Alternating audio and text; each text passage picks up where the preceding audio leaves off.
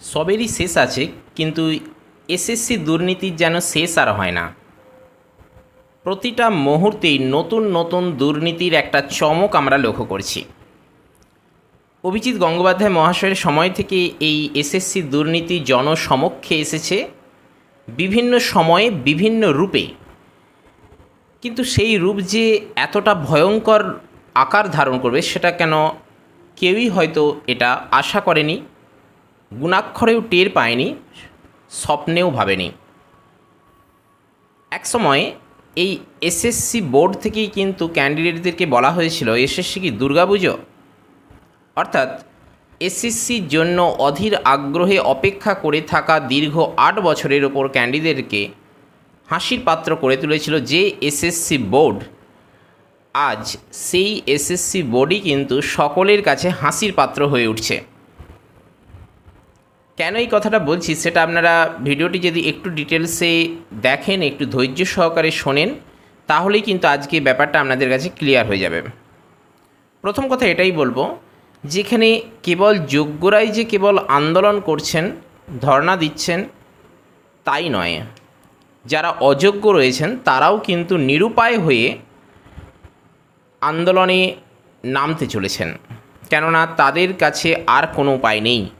একাধারে তারা যেমন বিভিন্ন দালালকে টাকা দিয়েছেন, বিভিন্ন মন্ত্রীকে টাকা দিয়েছেন, আবার চাকরি পাওয়ার পর এত বছর চাকরি করেও যে বেতন তারা প্রাপ্য পারিশ্রমিক হিসেবে পেয়েছিল সেটাও কিন্তু তাদেরকে ফেরত দিতে হবে। সেটা হাইকোর্টই বলুন, সুপ্রিম কোর্টই বলুন, সব জায়গাতেই একই রায় থাকবে, সেটা আমাদের কাছে পরিষ্কার। অর্থাৎ যোগ্যের পাশাপাশি অযোগ্যরাও আন্দোলনে নামবে, এবং সবথেকে বড় কথা এটাই যে 16ই জুলাই যে ফাইনাল রায়দানের দিকে এগোতে চলেছে, সেই ফাইনাল রায়দানের পরেই কিংবা ভোটের রেজাল্টের পরেই কিন্তু রাজ্য জুড়ে এসএসসিকে কেন্দ্র করে একটা তুমুল বিপজ্জনক পরিস্থিতির সৃষ্টি হবে।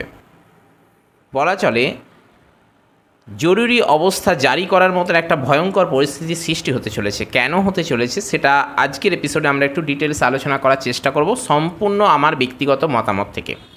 এ ব্যাপারে আপনাদের যদি বিরূপ মতামত থাকে বা অস্বীকার করারও ব্যাপার থাকে, বিরোধিতা করারও ব্যাপার থাকে, সেগুলো আপনারা কমেন্ট বক্সে জানাতে পারেন। তবে আশা করছি আপনারা আমার সঙ্গে একমত হবেন, কেননা যে সকল টপিকগুলোর কথা বলছি সেগুলো কিন্তু প্রত্যেকটাই যুক্তিসঙ্গত।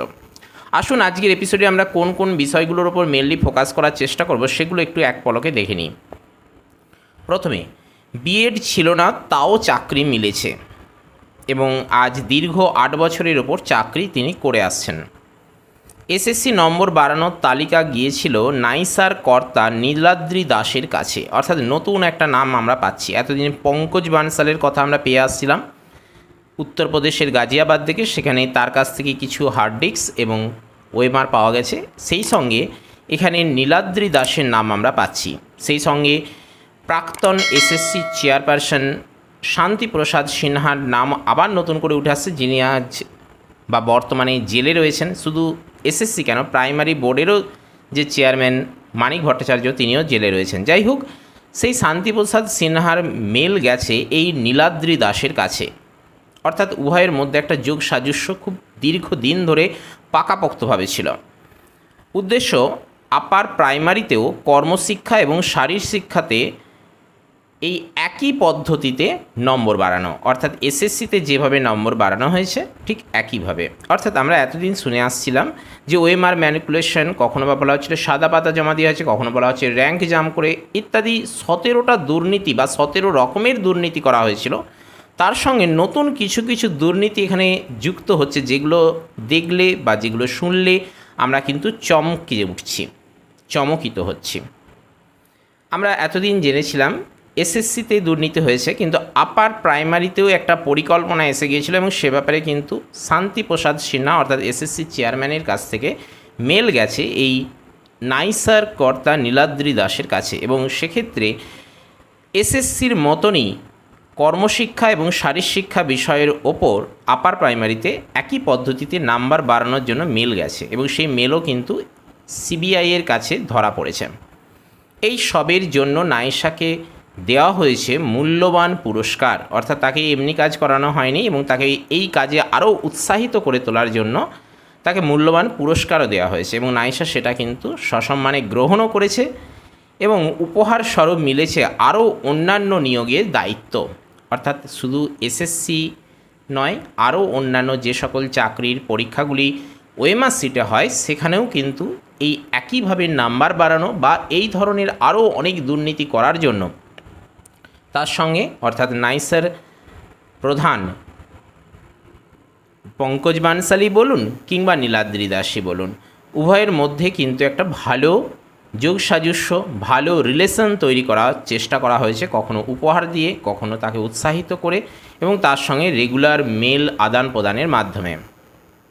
আরেকটা বিষয় হলো এসএসসি যেভাবে দুর্নীতি করছে তাতে করে কিন্তু ওয়েস্ট বেঙ্গলই নয়, অন্যান্য রাজ্যের কাছেও নিজেদের মুখ দেখানোর জায়গা থাকছে না এবং অনেকেই বলছেন যে এসএসসি নতুন করে হওয়া সম্ভব নয় এবং এই কেস কিন্তু দীর্ঘদিন ধরে চলতে থাকবে সুপ্রিম কোর্টে।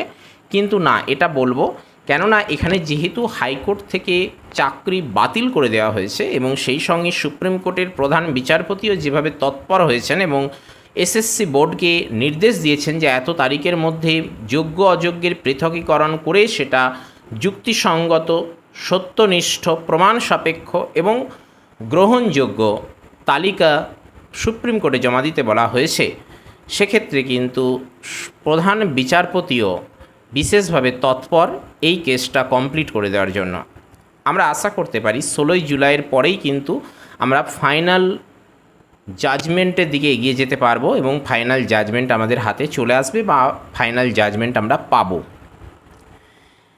এবার যে কথাটা বলবো যে প্রথমেই অনেকেই বলছেন যে এসএসসি হওয়ার কোনো সম্ভাবনা নেই, সেক্ষেত্রে বলি দেখুন, যোগ্যরা যদি চাকরি পেয়ে যাক, তারা তাদের চাকরিতে ফিরে যাক, মিটে গেল। অযোগ্য যারা বাতিল হবেন, যেটা প্রথমে কিন্তু এসএসসি বলেছিল 5,000-এর মতো কিংবা 4,000 যাই বলুক না কেন, কিন্তু সেটা বাড়তে বাড়তে সুপ্রিম কোর্টে গিয়ে জানিয়েছে 8,823 এবং বর্তমানে কিন্তু তার সঙ্গে আরও অযোগ্যের সংখ্যা বাড়ছে এবং সেটা বেড়ে বেড়ে কিন্তু 10,000 পেরানোর সম্ভাবনা খুব বেশি রয়েছে এবং বাড়তে থাকবেও। কেননা যাদেরকে যোগ্য বলা হচ্ছিল 19,000, তাদের মধ্য থেকে অযোগ্য ক্যান্ডিডেট কিন্তু দিনের দিন বেরিয়ে আসছে, যারা বাঁ হাতে চাকরি পেয়েছেন, ডান হাতের মাধ্যমে পাননি, বাঁ হাতের মাধ্যমে চাকরি পেয়েছেন।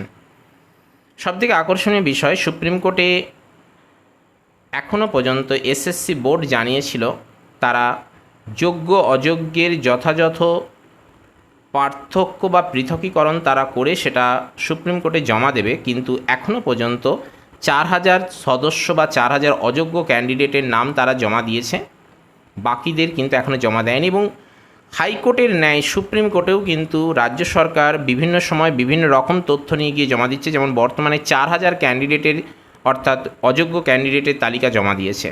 তাও এরকম যদি হতে থাকে, যদিও এখনও টাইম রয়েছে 16 জুলাই পর্যন্ত, যদি এরকম হতে থাকে তাহলে কিন্তু রাজ্য কেবল নয়, হাইকোর্টের পাশাপাশি সুপ্রিম কোর্টও কিন্তু পুরো প্যানেল বাতিল করে দিতে পারেন যদি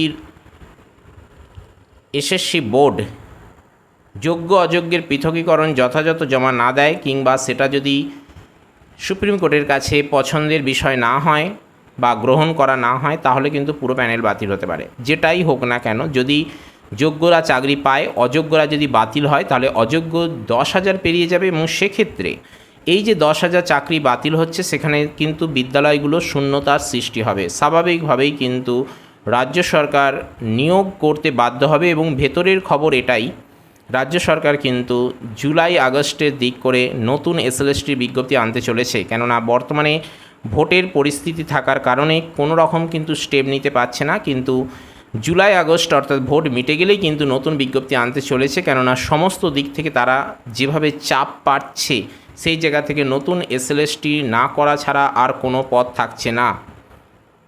এই হলো মেন ব্যাপার। এবারে যেটা বলবো যে বিএড ছিল না তাও কিন্তু চাকরি মিলেছে, সিবিআই রিপোর্ট থেকে কিন্তু এরকমই তথ্য উঠে আসছে। বিভিন্ন ক্যান্ডিডেটদের জেরা করে বিভিন্ন ক্যান্ডিডেটদের সঙ্গে আলাপ আলোচনা কিংবা অযোগ্যদেরকে বিভিন্ন জিজ্ঞাসাবাদ, তাদের যে তথ্যগুলো জমা করতে বলা হচ্ছে, যে সকল ডকুমেন্টস চাওয়া হচ্ছে, সেই সকল ডকুমেন্টসগুলো ভেরিফিকেশান করে কিন্তু এইরকমই তথ্য আসছে যে বিএড ছিল না সেও চাকরি পেয়েছে। এমনও ঘটনা ঘটেছে যেখানে জান লড়িয়ে এসএসসি দিয়েও কিন্তু চাকরি মেলে না, যেটা প্রত্যেকটা ক্যান্ডিডেটের মুখে মুখে ঘুরে বেড়াতো।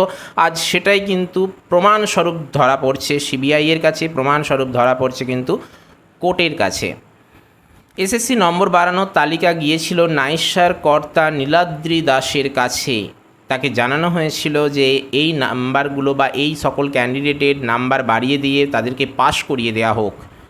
তারপরে সেই পাস করা ক্যান্ডিডেটদেরকে চাকরি দেওয়া হয়েছে এবং তারা কিন্তু চাকরি করে আসছে গত 8 বছর ধরে। বুঝুন ব্যাপারটা, যেখানে চাকরি মিলছে না 2-1 নাম্বারের এদিক ওদিকের জন্য, সেখানে কিন্তু কিভাবে এই কাজগুলো চলেছে।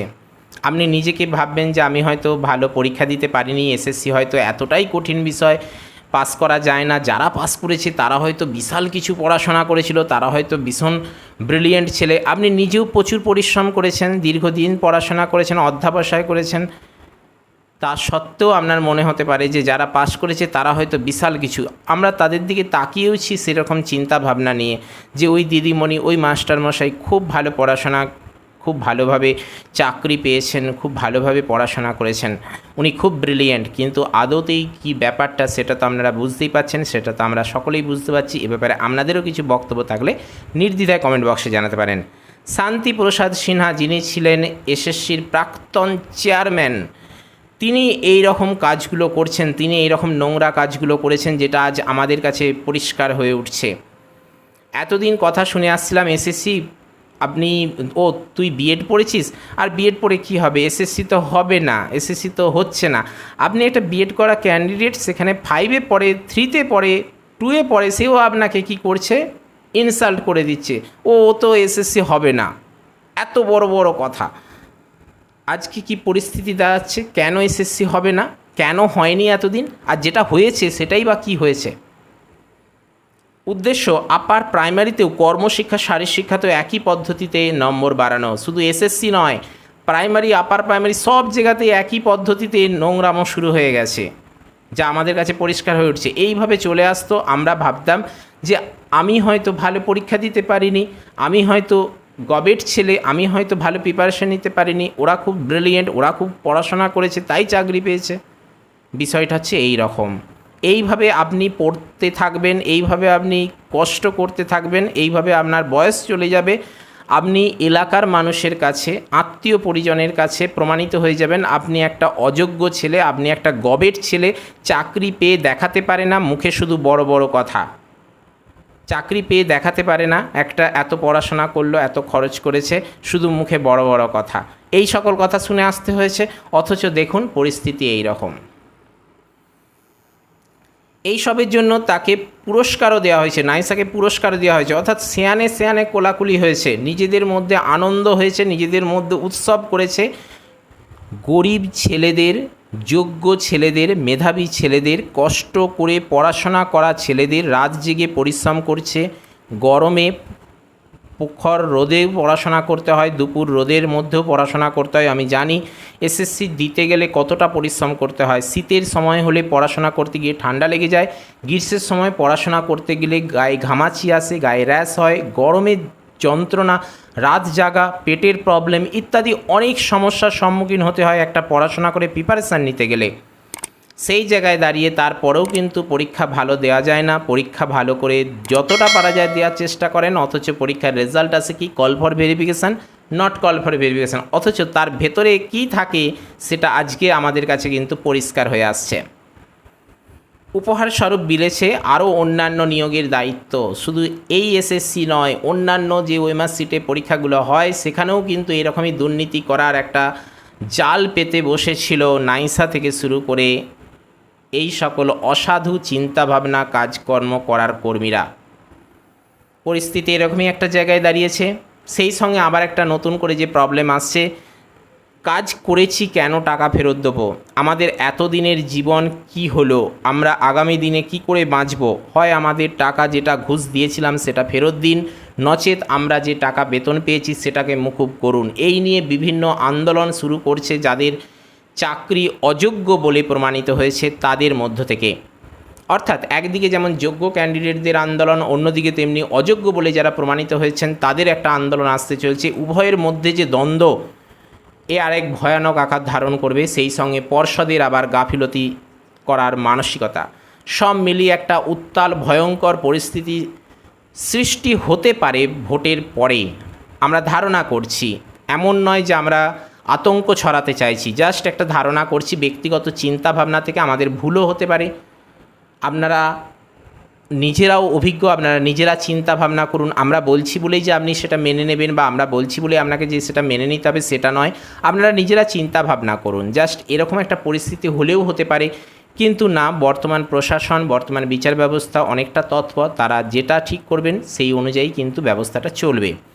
তো মেন ব্যাপার যেটা দাঁড়িয়েছে যে বর্তমানে চাকরি পাওয়ার থেকে চাকরি ধরে রাখা এবং স্বচ্ছতার সঙ্গে চাকরি পাওয়া এবং সরকারের স্বচ্ছতার সঙ্গে চাকরি দেওয়ার মানসিকতা কতটা, সব মিলিয়ে কিন্তু একটা ভয়াবহ পরিস্থিতি হতে চলেছে। এবং সব কিছুর মধ্যে থেকে একটাই আশার আলো, সেটা হলো নতুন ক্যান্ডিডেটদের জন্য যে নতুন এসএলএসটি কিন্তু ভোটের পরেই যে ফাইনাল রায়দান আসতে চলেছে তারপরে কিন্তু অবশ্যই হবে। সেখানে হাইকোর্টের বিচারপতি যেমন নতুন এসএলএসটি নির্দেশ দিয়েছিলেন, ঠিক তেমনই সুপ্রিম কোর্টের প্রধান বিচারপতিও কিন্তু যে সকল ক্যান্ডিডেটের চাকরি যাবে অযোগ্য বলে প্রমাণিত হয়ে, সেই ভ্যাকেন্সিতে কিন্তু নতুন করে অতি সত্বর নিয়োগের কিন্তু নির্দেশ দেবেন।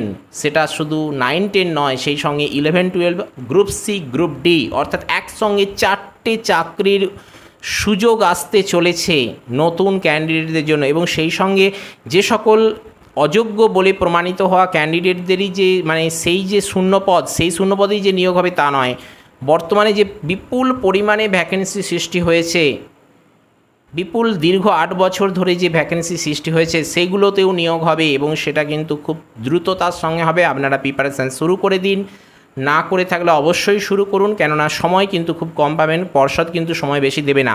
আরেকটা কথা আপনাদের বলে রাখবো যে সময় যেমন কম দেবে, কেননা ঠেলায় পড়ে কিন্তু কমিশন এই পরীক্ষাটা নিচ্ছে, তাই তারা কিন্তু সমস্ত রকমভাবে কাঠিন্য মান নিয়ে আসবে এই প্রশ্নে। কেন তারা ক্যান্ডিডেটদেরকে কিন্তু মোটেই ভালো চোখে দেখবে না, যদিও এটা বলা উচিত নয়, আমি ক্ষমা চাইছি।